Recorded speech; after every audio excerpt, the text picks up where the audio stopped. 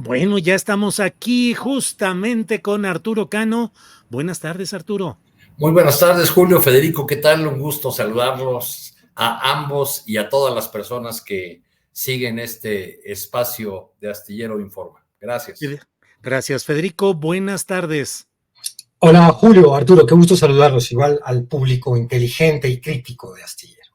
Eso, muy bien, Federico, gracias. Bueno, no ha llegado Daniela Barragán, que normalmente está muy puntual, pero asuntos personales que ella más adelante irá comentando, pueden hacer que no esté tan puntual siempre y vamos a estar muy atentos, pero seguramente llegará en un ratito más Daniela Barragán. Por lo pronto, vamos entrando a algunos de los temas interesantes de este día. Si me permiten, vamos a ir analizando lo relacionado con pues el tema que está en el mero centro de la discusión. Arturo Cano, ¿qué opinas sobre el tema de cómo se va procesando el asunto de la reforma judicial, la postura del presidente de la República, que es muy encaminada a que sea en septiembre, y no sé lo que opines de la postura de Claudia Sheinbaum, que a algunos, como quien les habla, le ha parecido ajustablemente imprecisa a las circunstancias, o sea, como que sí en septiembre, pero a lo mejor no. En fin, Arturo, ¿qué opinas? Pues es la prudencia de quien va a tomar las riendas en un futuro muy cercano. Si el presidente López Obrador y la presidenta la virtual presidenta Claudia Sheinbaum comparten un proyecto, eh, no necesariamente comparten las vías para lograr las metas o la velocidad requerida de estas metas. Yo creo que está haciendo el presidente, pues como ha hecho en muchos otros temas, un llamado a apretar, un llamado a comprometerse, un llamado a no zigzaguear y vamos con esta arenga a los legisladores de no estén esperando que yo los convenza, si ustedes ya saben cuál fue la encomienda que les dieron en las urnas, pues tienen que avanzar. Ah, no esta reforma en particular, sino el solo hecho de que la votación del pasado 2 de junio le ha dado una amplia mayoría a Morena, muy probablemente la calificada en diputados, cerca en la de senadores, pues ha originado esto que llaman algunos el nerviosismo de los mercados. Decía yo la semana pasada, pues sí, el sonar de las alhajas de los adinerados siempre se atraviesa después de que un pueblo ha tomado una decisión o una determinación de inclinar la balanza hacia un lado del espectro político, pues se atraviesan los intereses de ese poderoso caballero que es don Dinero. Es lo que ha causado pues estas alteraciones en un panorama económico que realmente muy estable en los últimos tiempos, y lo que ha llevado a Claudia Sheinbaum, en mi opinión, a hacer estos llamados a la calma con expresiones de mucha tranquilidad, diciendo no va a pasar nada, pero aceptando una propuesta, o más bien reafirmando una línea que ya había aceptado durante la campaña, cuando el presidente presentó en febrero su lista de iniciativas. Claudia Sheinbaum dijo que las haría suyas para incorporarlas a su plataforma de campaña y que en el camino, con los diálogos en diversos temas y áreas, pues serían afinando esas propuestas para elaborar su proyecto de nación.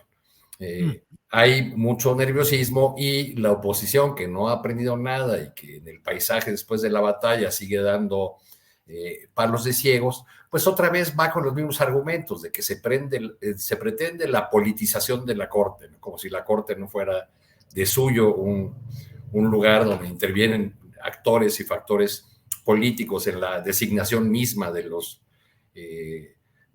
ministros de la Corte y de muchos otros cargos en ese enorme aparato que es el Poder Judicial, ¿no? Y pues otra vez los gritos de autoritarismo y vamos hacia la dictadura, y otra vez los olvidos convenientes, ¿no? Ahorita Claro. estaba revisando yo la lista de los ministros que estaban en funciones Sí. cuando Ernesto Zedillo llegó al poder, ¿no? Eran 26 ministros, 9 de los cuales habían sido nombrados por Carlos Salinas de Gortari. Uno por Echeverría, uno por López Portillo y el resto por Miguel de la Madrid. Cedillo los borró de un plumazo. Uh-huh. Solamente 2 de esos ministros, que fueron Mariano Azuela y Juan Díaz Romero, se quedaron. La corte se redujo y que yo recuerde en aquel momento fueron muy pocas las voces las que hablaron de una suerte de golpe de estado técnico o de un manotazo autoritario por parte de Cedillo. Bien, Arturo, gracias. Vamos a dar la bienvenida a Daniela Barragán, que ya está por aquí. Daniela, buenas tardes, Dani. Hola, Julio, buenas tardes. Una disculpa por el retraso, hubo algunos problemas técnicos, pero ya aquí sumándome a la mesa con los admirados Arturo Cano y Federico Bonazo. Gracias, Daniela. Gracias, Daniela. Vamos con Federico Bonazo. Federico, ¿cómo vas viendo este proceso? Leí un tuit tuyo colocado a las 11 de la mañana de hoy que dice: hay gente feliz cuando en las fuercitas entre el Estado mexicano y los mercados, estos logran algún centímetro. Décadas de cultura neoliberal han producido una feligresía del dinero que no oculta su talante antinacional.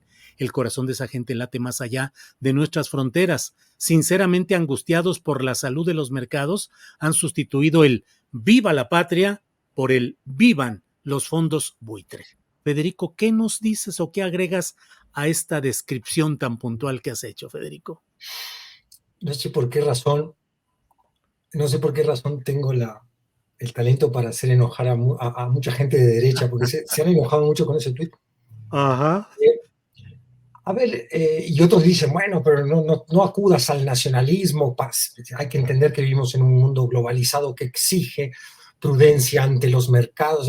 A mí me da, a ver, esta situación de intentar un análisis objetivo, frío, me separa de la pulsión que tiene a veces el militante o el rockero de decir las cosas tal como las piensa, ¿no? Que es un poquito lo que hace uno en Twitter. Por supuesto que los mercados existen como factor de poder, pero muchas veces en los eufemismos tapamos lo que realmente significan, representan, son históricamente esos factores de poder. Los fondos buitres, uno de ellos. BlackRock, todos estos poderes financieros que tienen, claro que sí, la capacidad de chantajear a los gobiernos, de desestabilizarlos incluso, de jugar para sus propios intereses, de modificar las tasas de interés, de entrar en las políticas monetarias, de afectar lo que ha sido sin duda con este gobierno de la 4T un primer ejercicio de resistencia a esa ambición descarada de la codicia a la que se llama los mercados.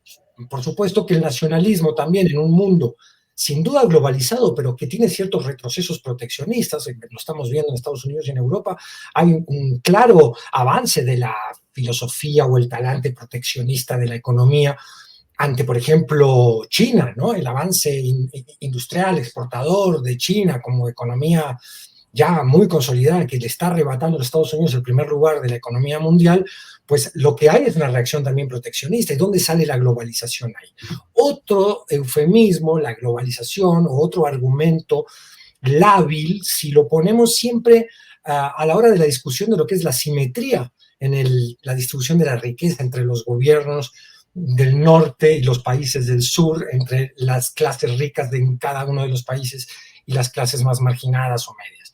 Entonces, por supuesto que hay que entender que son factores de poder, que yo soy de los que está hoy que apruebo, que me parece bien la prudencia de Claudia Sheinbaum, tal como la narraba un poquito Arturo ahora.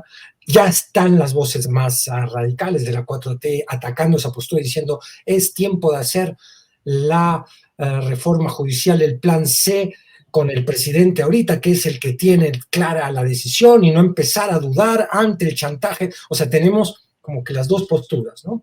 Y yo creo que, bueno, en este momento la prudencia y lanzar señales a los mercados, que están hechos de gente de carne y hueso, por supuesto, es una buena idea. Y Claudia Sheinbaum en este momento ha intentado un equilibrio muy fino. Primero, ante las propias huestes morenistas que le exigen, si no lealtad al presidente, por lo menos el coraje de aprovechar lo que se considera un momento histórico para hacer la reforma judicial, y también entre todos aquellos que están esperando de ella una impronta personal que hable de prudencia, de sentido de estadista. Claudia Sheinbaum se está mostrando como una estadista, a mi modo de ver, que es lo que más se necesita en esta circunstancia.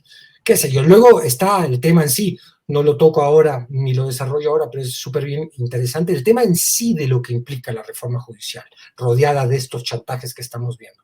Hay que ver técnicamente qué significa, sus pros y sus contras, y me parece en ese sentido, de nuevo, muy virtuosa la idea de Claudia de someter esto a debate con todas las partes interesadas, el pueblo mismo, una de ellas. Al respecto, recomiendo, Julio, mucho la entrevista que le hiciste a Federico Anaya ayer. Brillante exposición de pros y contras, técnicos, ya un poco más técnicos, de lo que representa hoy esa reforma judicial. Bien, gracias, Federico. Daniela, estamos justamente analizando, pues, cómo va todo este proceso político, polémico, de discusiones, de tiempos, de tácticas respecto a la reforma judicial. ¿Cómo vas viendo la postura del presidente de México que, pues, camina rumbo a septiembre como el mes definitorio, y lo que plantea la propia Claudia Sheinbaum de un diálogo amplio? ¿Cómo se irán dando las cosas? Tu opinión, por favor, Daniela. Sí, tenemos que el presidente ha sido el mismo desde ahorita, en estos 2 meses, ya, en estas semanas ya sin veda electoral, a lo que venía haciendo hace algunos años. Es decir, el mismo discurso, no es porque sea repetitivo, sino porque ahí está el punto medular, ¿no? Y ha funcionado porque le puso nombre y apellido a un problema que quizás la gente no tenía bien identificado, que es, pues, qué se hace con la corrupción del Poder Judicial, qué se hace con ese poder que siempre ha estado ajeno a todos los demás, pero que en donde se ha enquistado una élite corrupta y ha hecho de las suyas, y cómo eso ha impactado en todos los demás, en todos nosotros. Entonces, él está en lo suyo, pero ahorita ya tenemos el factor nuevo, que sería Claudia Sheinbaum, que es a la que hemos estado escuchando un poco más, de estar hablando del diálogo. Ahora, creo que aquí también va a entrar un asunto de una especie de pedagogía política.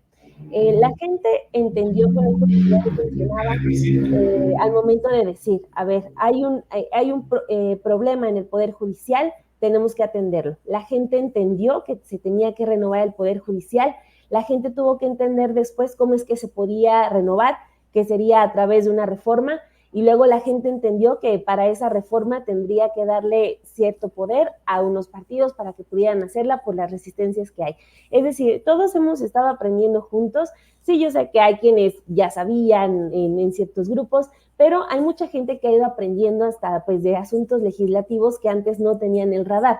Entonces, si ya aprendió, si ya detectó que hay un problema, ya aprendió cómo se modifica, que es a través de una reforma, y entendió que ahora tiene que haber cierto número de legisladores de tal partido para que pase esa reforma, pues vemos que lo hizo, y lo hizo muy bien, porque se materializó esa elección en el 2 de junio, y por eso se le da el poder a Morena. Ahora me parece que lo que se tiene que aprender, y lo que tenemos que aprender todos juntos, incluye en ese proceso, es en las formas, ¿no? Quizás ahorita, y lo hemos visto en nuestros espacios, la gente está defendiendo de manera apasionada el plan C, diciendo, a ver, nosotros ya votamos, nosotros queremos el plan C, incluso diciendo, nosotros queremos el plan C sin discusiones, que lo pasen una vez, pero ahí es donde va a entrar de nuevo la necesidad de ir aprendiendo sobre los procesos.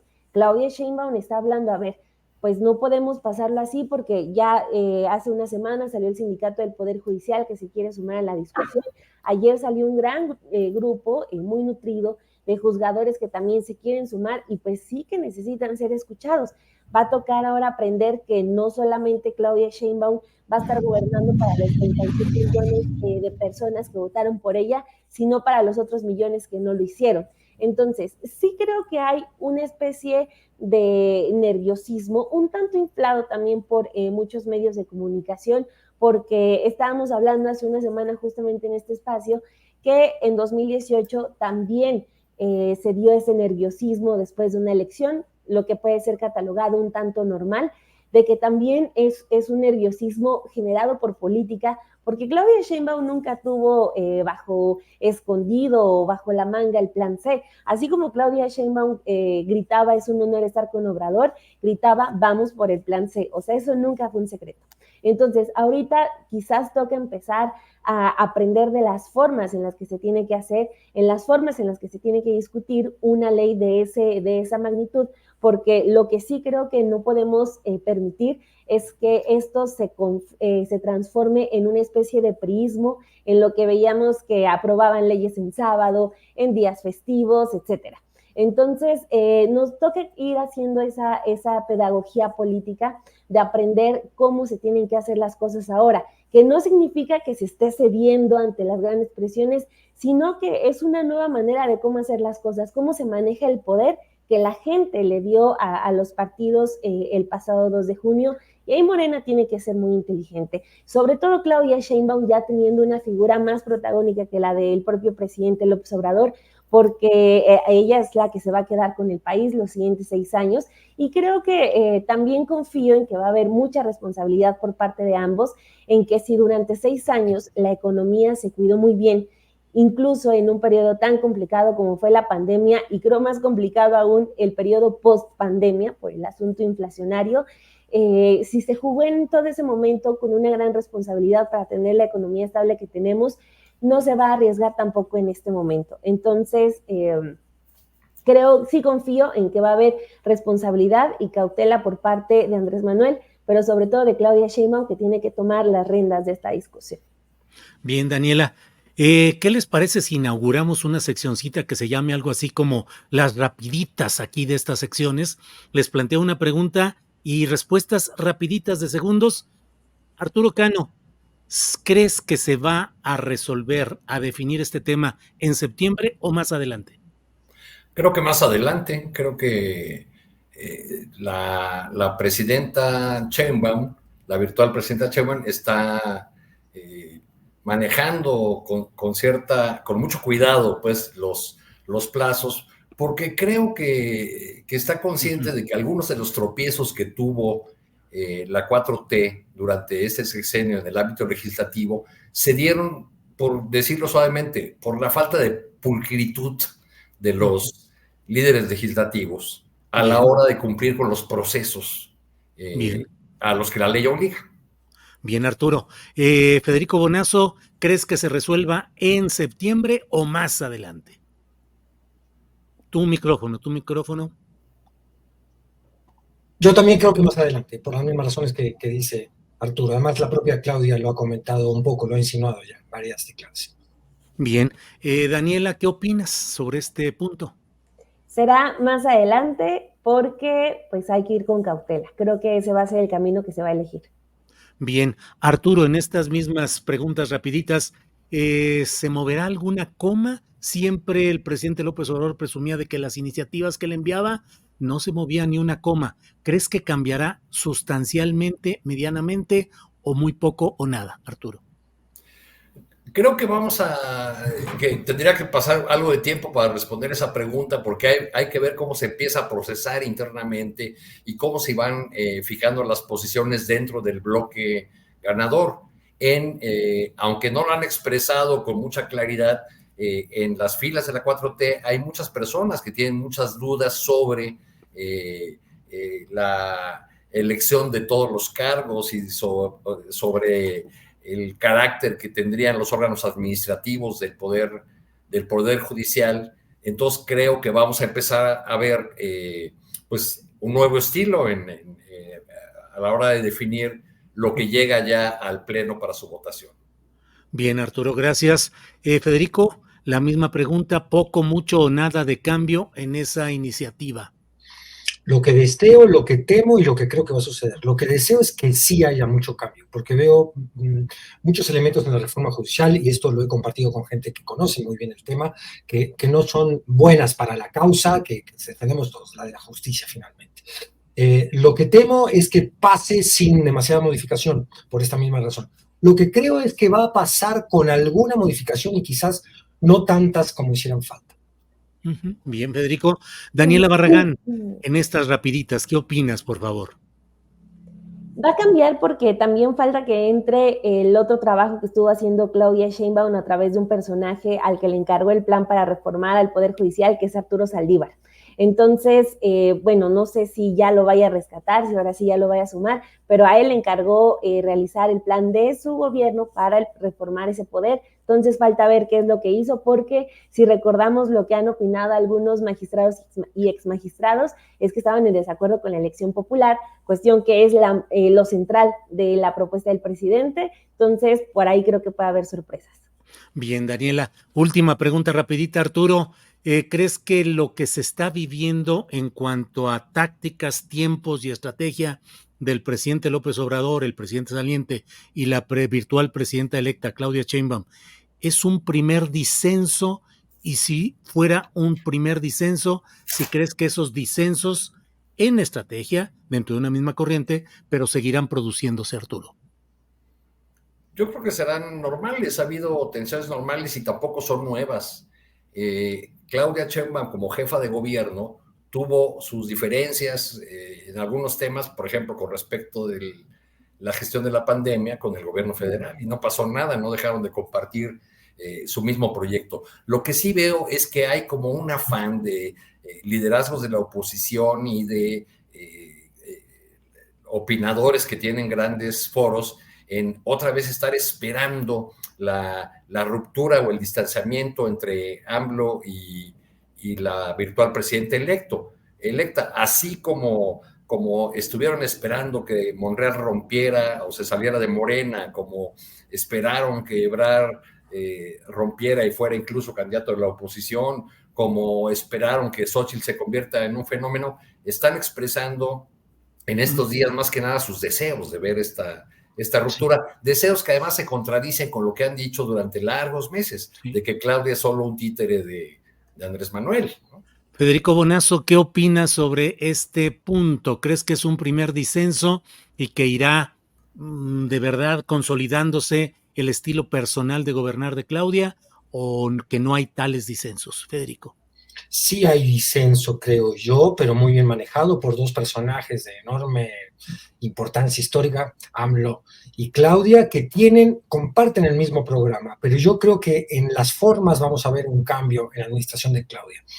Este cambio en las formas podrá irritar o menos a López Obrador y podrá producir algunos enconos en el futuro más o menos drásticos del que estamos viendo, pero evidentemente aquí sí creo que hay una clara diferencia de enfoque, que puede estar incluso coordinada entre ambos. Puede decir que López Obrador haya dicho, bueno, yo voy a sostener la postura más radical en este momento para aliviarte a ti tu imagen con los mercados y los otros actores políticos. Puede ser que también sea un acuerdo. Nunca hay que descartar la gran astucia política de López Obrador y la de la misma Claudia Sheinbaum. Policía malo, policía bueno. No quise usar los términos, pero por ahí sería. Sí. Bueno, Daniela Barragán, ¿qué opinas sobre este tema? ¿Disensos circunstanciales o no? ¿Definitorios? En fin, Daniela.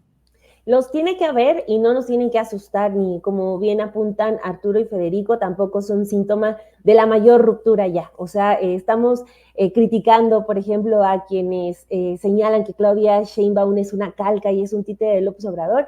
Más bien necesitamos ver a una Claudia que empiece a tomar más las riendas, y la vamos a empezar a ver, incluso ella siguiendo en su discurso de que va a haber, pues sí, una encuesta, de que va a haber consulta y de que va a haber diálogo, a pesar de que el presidente dice que ya se habló mucho del tema. Entonces va a ser muy sano ver esos disensos que, insisto, no son necesariamente rupturas.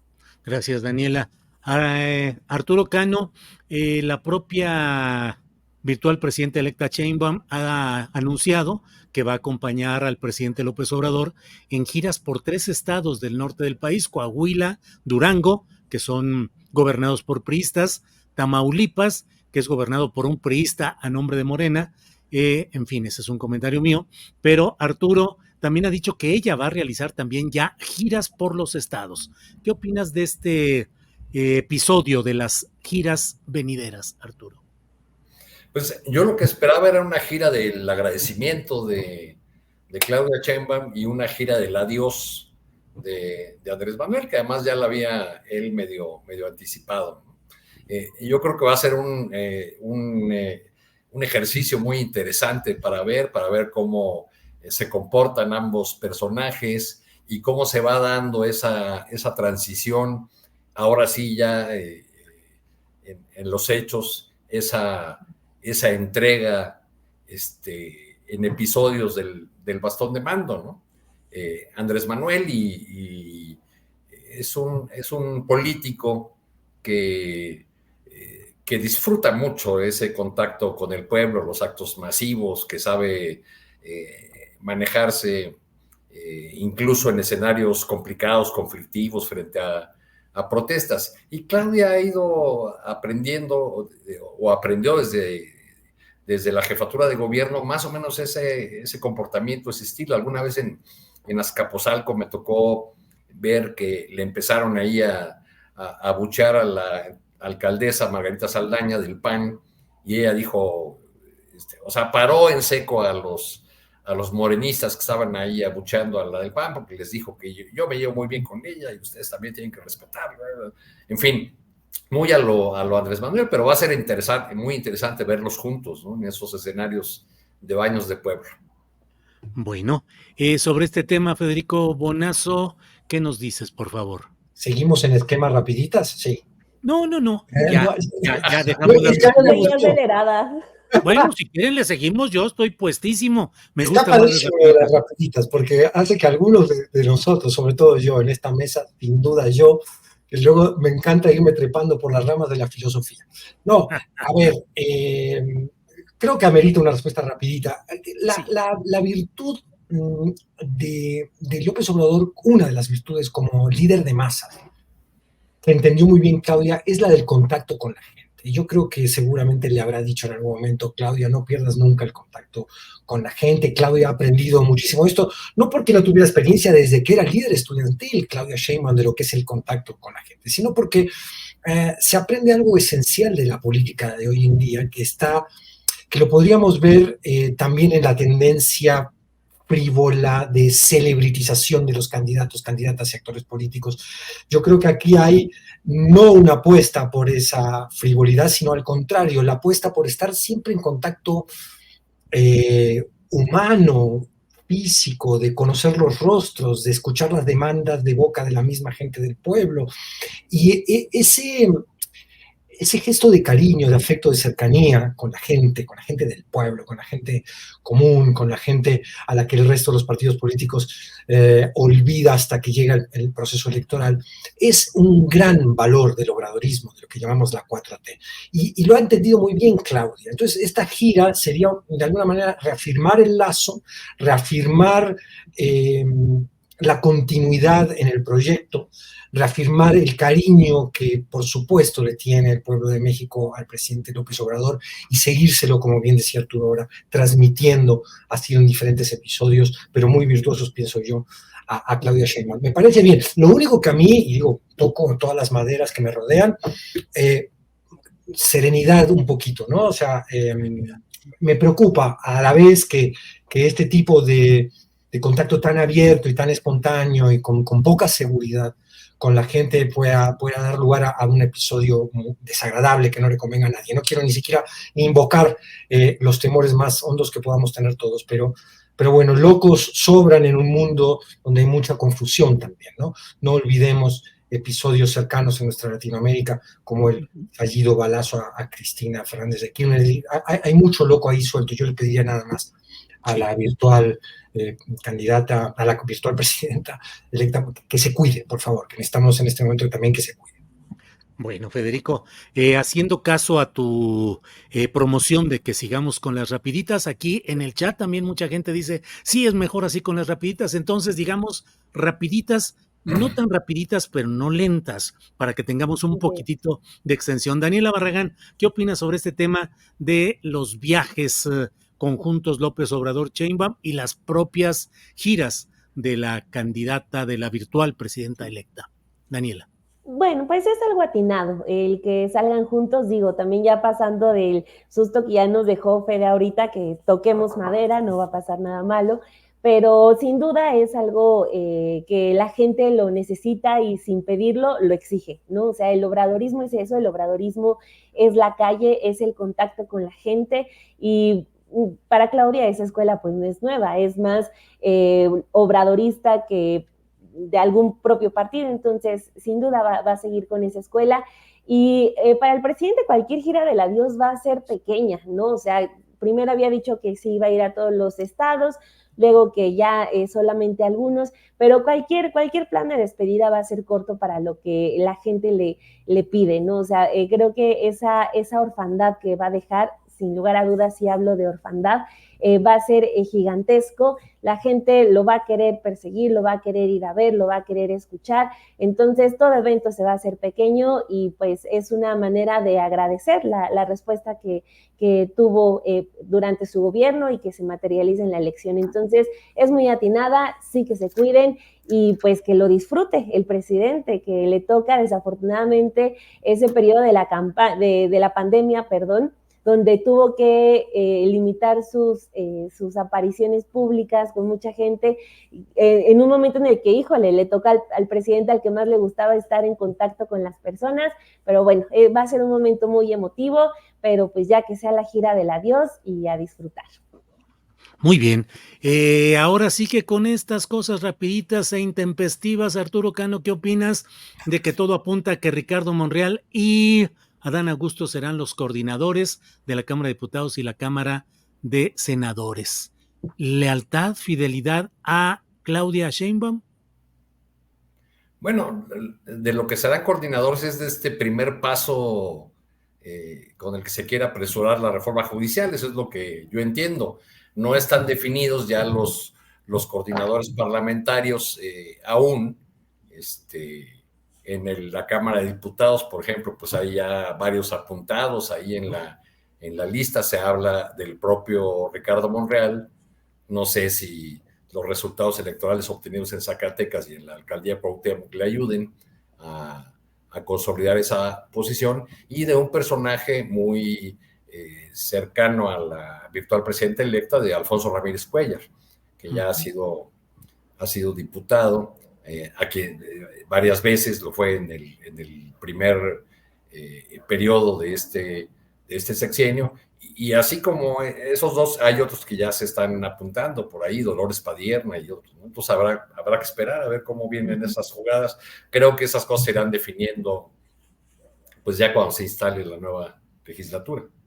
Bien, Federico, te quiero pedir aquí, a lo mejor ya no va a ser tan rapidito porque el tema es complicado, que nos des tu opinión sobre lo que está pasando en Argentina, donde hoy está sujeta a votación la ley Bases, que es lo que le permitiría al estrambótico presidente Javier Milei tratar de aterrizar sus propuestas ultra neoliberales. Hay mucho movimiento político en el Congreso, protestas, represión policíaca o al menos acción policíaca.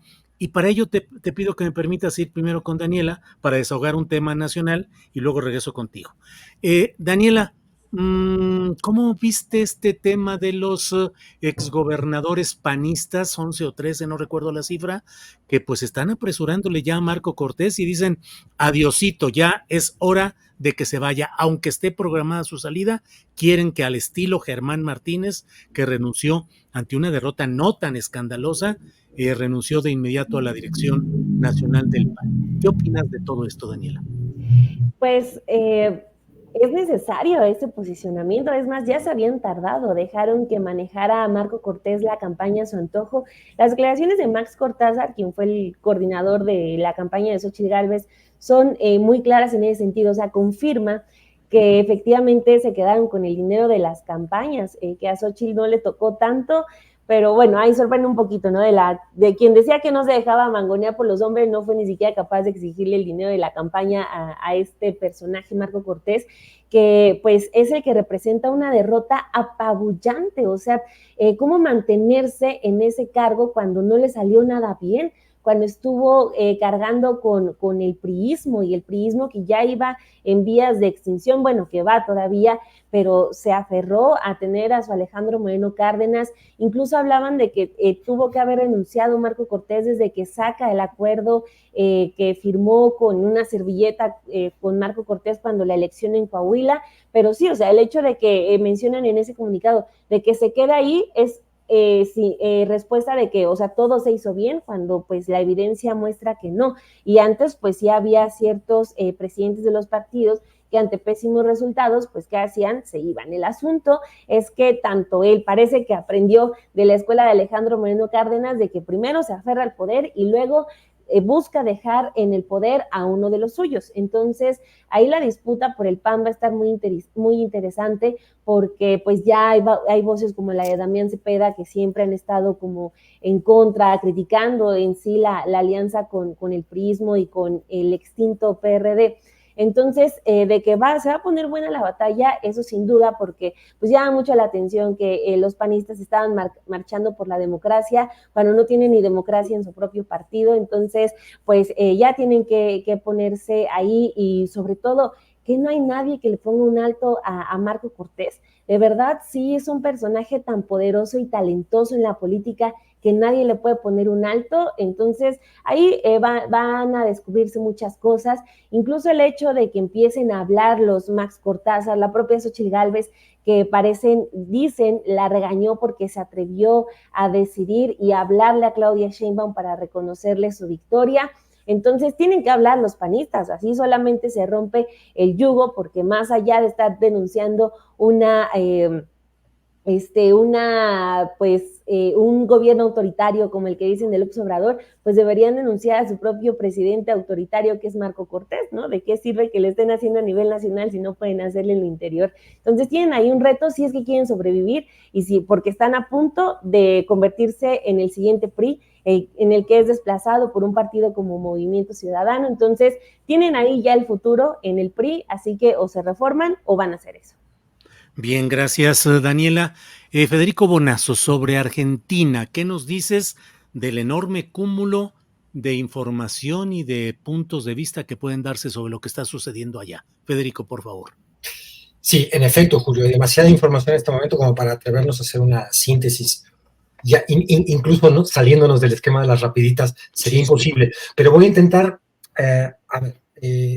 resumir 3 puntos que creo que son claves. Uno es, ¿qué plan de sociedad tiene Milei? Milei que se planta frente a los ricos del mundo en Davos y dice que Occidente está en peligro de caer en manos del socialismo, y hay varios de estos cuates que le creen.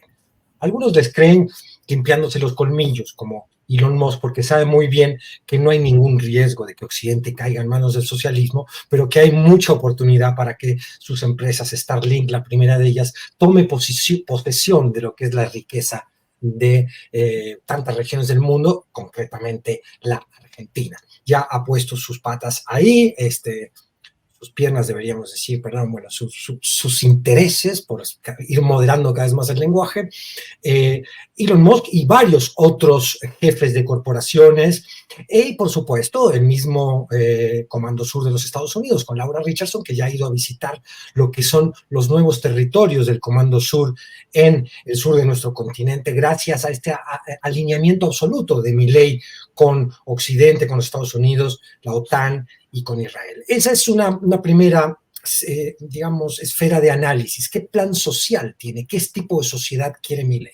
Quiere sanear la macroeconomía y quiere detonar y destruir el Estado desde adentro. No tiene ningún prurito en declararlo, incluso en una de sus últimas entrevistas. Dice, estoy feliz de ser el topo que entró al Estado para destruirlo desde adentro. Y yo le creo que es un anarcocapitalista en serio, pero también dominado por las reglas geopolíticas y del poder real. Es decir, antes de destruir el Estado, va a utilizar al Estado como agente de las grandes corporaciones, recortando a los jubilados, a los asalariados, a las clases medias y clases pobres, para otorgarle, por supuesto, una transferencia de capital a las clases ricas. Eso es en la práctica, en lo concreto, lo que está sucediendo. Después tenemos otra dimensión de análisis, que es, y hoy tiene un episodio muy interesante y ya dramático, que es la discusión en el Senado de la ley Vázquez, que ha propuesto Milei. La ley Bases, junto con el decreto de necesidad y urgencia que él intentó promover y que le ha sido frenado, moderado, en parte por el Poder Judicial, en parte por el Poder Legislativo, propone poderes extraordinarios para el mismo Milei, convertir una suerte de rey, de gobernador de la colonia, porque le está dando, por supuesto, la colonia a los Estados Unidos, que le otorgaría una serie de poderes para él mismo suplantar la función legislativa y poder llevar a cabo este remate del país, entre otras cosas, que viene acompañada de más precarización laboral, de la que ya habíamos vivido, o ya se había vivido en aquel país, viene acompañado de golpe, por supuesto, al bolsillo de los jubilados, en fin. Las cifras de Milei en lo que lleva el gobierno son dramáticas, ¿no? Ha aumentado la pobreza en un 11%, ha aumentado la indigencia en casi un 20%, es decir, hay casi uno de cada 5 argentinos y argentinas vive en la calle hoy. Claro.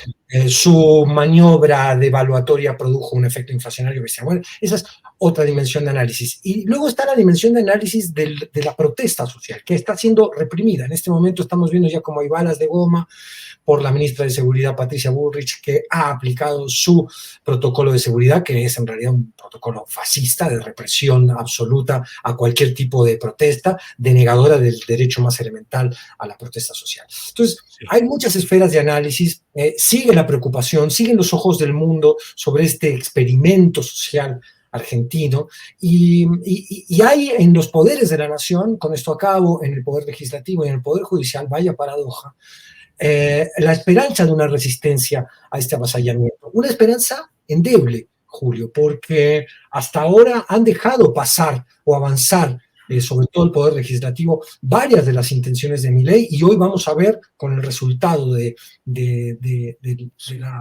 la Cámara, del Senado, con esa decisión, qué pasa en ese sentido, si se convierte realmente en un contrapeso el Congreso allá o no lo es del todo. Bien, gracias, Federico. Hay información en dos de las principales posturas periodísticas, desde luego página 12, con un acento más progresista, dice: en vivo, ley Bases, represión afuera del Congreso. Con balas de goma y gases lacrimógenos, las fuerzas de seguridad aplicaron el protocolo represivo de Bullrich y lastimaron a quienes estaban manifestándose en contra del proyecto del Ejecutivo que se debate en el Senado. También avanzaron contra la protesta con camiones hidrantes. Y viene una amplia información sobre este tema. En Clarín, que es un diario que no es precisamente, sino todo lo contrario, en el término de la postura progresista o de izquierda, dice: en medio de la sesión por el proyecto de ley Bases en el Senado, se registran graves incidentes en las inmediaciones del Congreso. Los primeros enfrentamientos entre las fuerzas de seguridad y los manifestantes ocurrieron pasado el mediodía.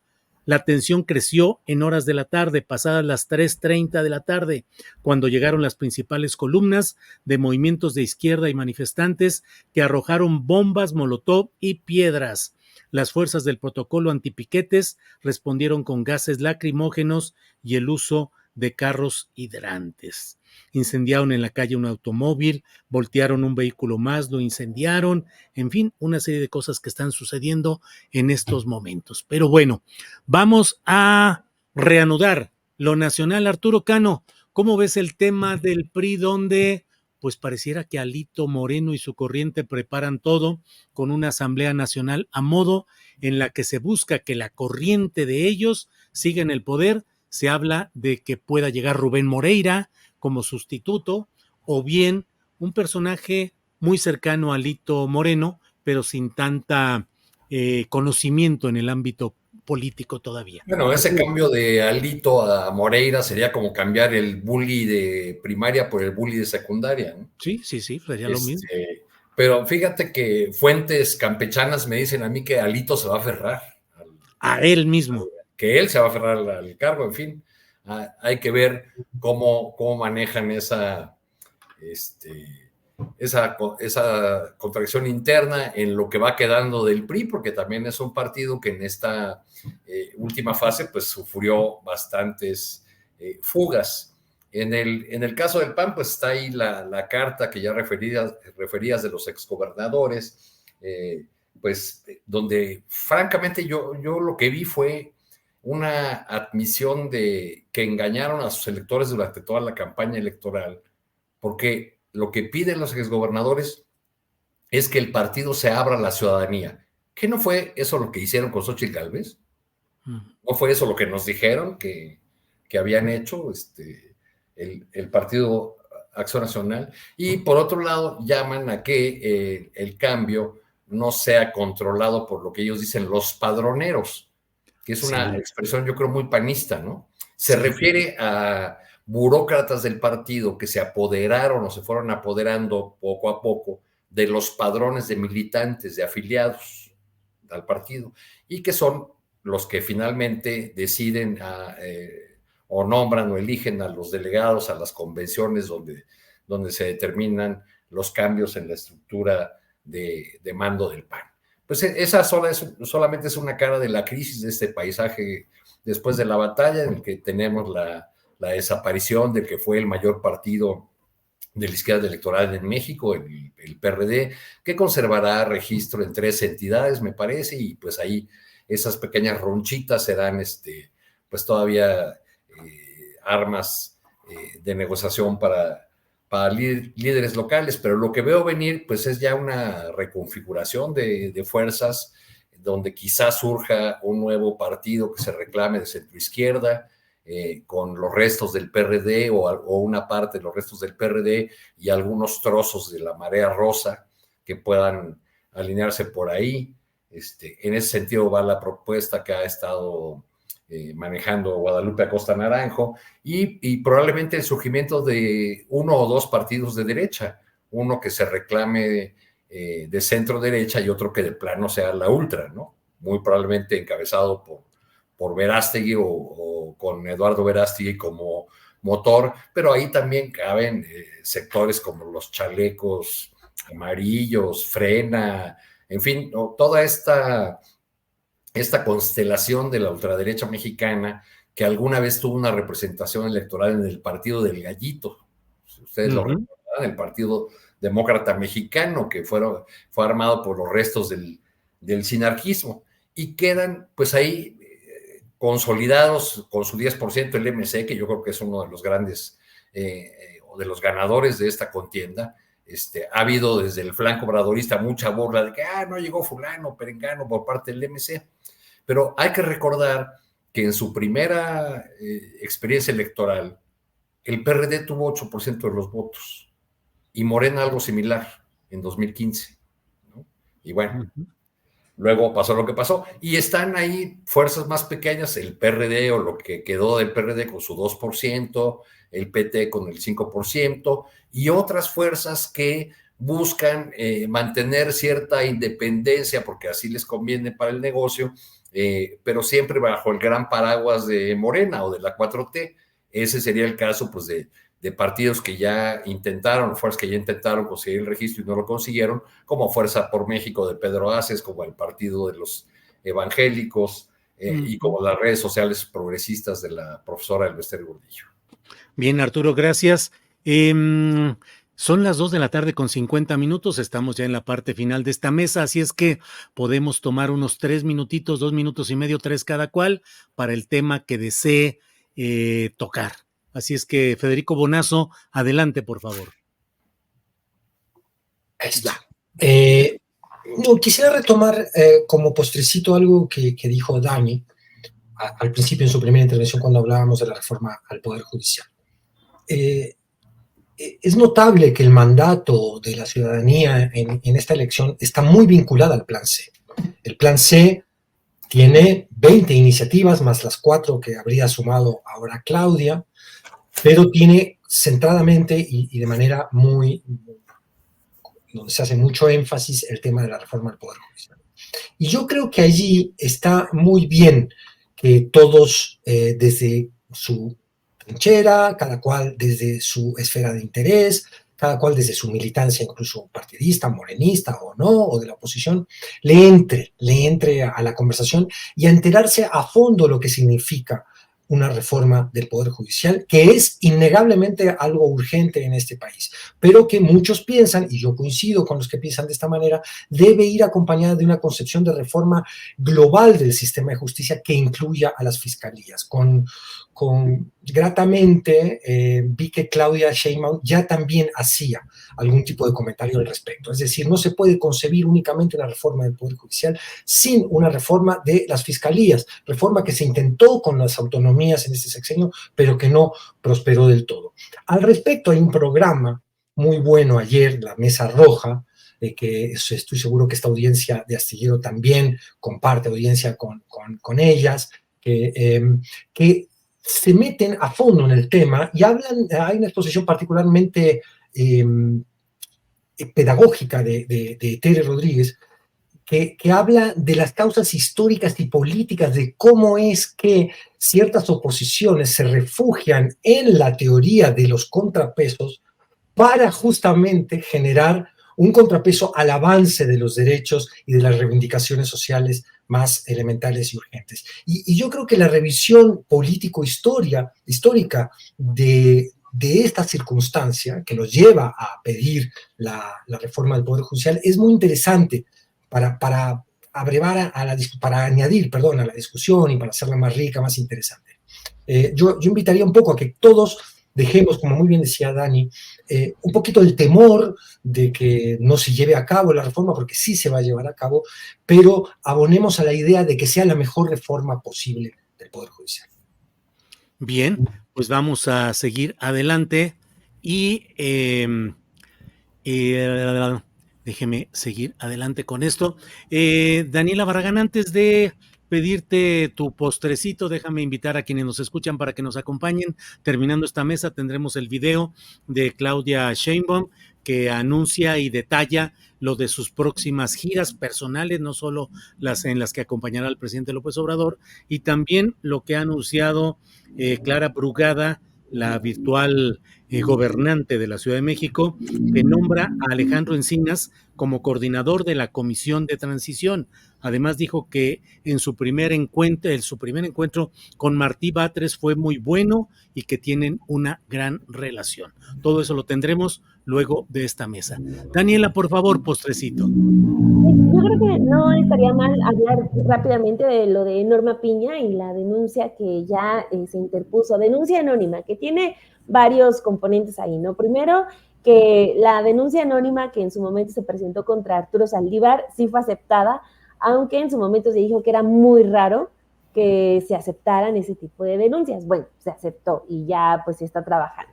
Ahora, se presenta ya esta queja en contra de Norma Piña por la reunión de diciembre, que es esta reunión en la que juntó a algunos magistrados con Alejandro Moreno Cárdenas, ahorita que estaban hablando de él, lo recordé, y que, bueno, sobre eso, aunque causó mucho revuelo, la ministra no ha dicho absolutamente ni una sola palabra, aunque pues para vista de todos, aunque también fue un tema que se escondió mucho en medios de comunicación, para los que vimos la información y que vimos comentarios, pues era un asunto alarmante, un asunto del que no simplemente se puede guardar silencio para hacer como que no pasó nada y que pase otra cosa, la elección, para que la gente se distraiga, pero no. Fue una reunión en diciembre para hablar sobre quién tenía que ser o a quién tenían que mantener como presidente del Tribunal Electoral en un año electoral, en un año en el que se califica una elección, y ahí estuvo presente Norma Piña, estuvo presente Alejandro Moreno Cárdenas, e invitaron incluso a los líderes del PAN. Entonces, por más que quieran hacer como que nada ocurrió y que ya es un asunto del pasado, esa reunión de diciembre creo que tiene que dar más de qué hablar. Nos merecemos todos una explicación de Norma Piña, que sí está bien que hable de la autonomía del Poder Judicial, pero también le debe esas explicaciones a la gente, porque no por nada hay tanto enojo y tanta exigencia por una reforma del Poder Judicial que incluso la quite a ella, ¿no? O sea, no solamente es el Poder Judicial, sino también es un asunto en contra de lo que ha sido Norma Piña en su corta gestión al frente del Poder Judicial. Entonces va a ser muy interesante ver si admiten la denuncia anónima, lo cual va a ser pues muy significativo cuando, si es que no la aceptan, cuando en el pasado ya lo hicieron con un exministro, que era Arturo Saldívar, pues ya vamos a estar hablando de un poder judicial que pues decide no investigarse a sí mismo. Y también en caso de que llegaran a aceptar la denuncia anónima, pues también va a mandar muchas señales de cómo es que se investigan a sí mismos estos personajes, cómo es que no hay un tribunal de justicia dentro de ellos, quién juzga a los que juzgan, se quedan en completa impunidad. Lo que hacen de verdad no va a tener repercusiones en su carrera, que tiene que ser de lo más limpia. Bueno, va a dejar muchas cuestiones abiertas este caso de Norma Piña. Sí, creo que hay que darle mucho seguimiento. Bien, Daniela, gracias. Vamos con el cierre. Arturo Cano, postrecito, por favor. Sí, me quiero referir a este tema tan discutido en estos días de la sobrerepresentación. Hay argumentos a la medida, o se está de contentillo con una regla electoral cuando favorece a mi fuerza política, y cuando no es así, pues estoy en contra porque es antidemocrática.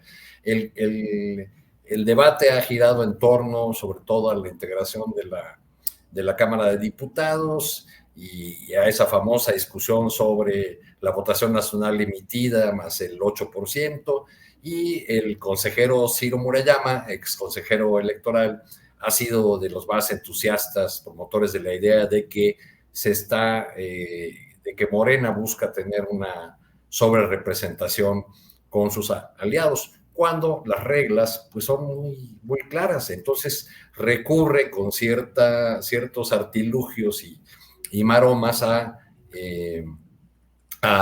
normas que ya fueron que ya quedaron en desuso, al COFIPE, por ejemplo, porque le parece que una mayoría de Morena que obtuvo en las urnas es antidemocrática, pero no le parecía que lo fuera cuando ya era consejero electoral, y el PRI y el Partido Verde hicieron esta norma para favorecerse a sí mismos.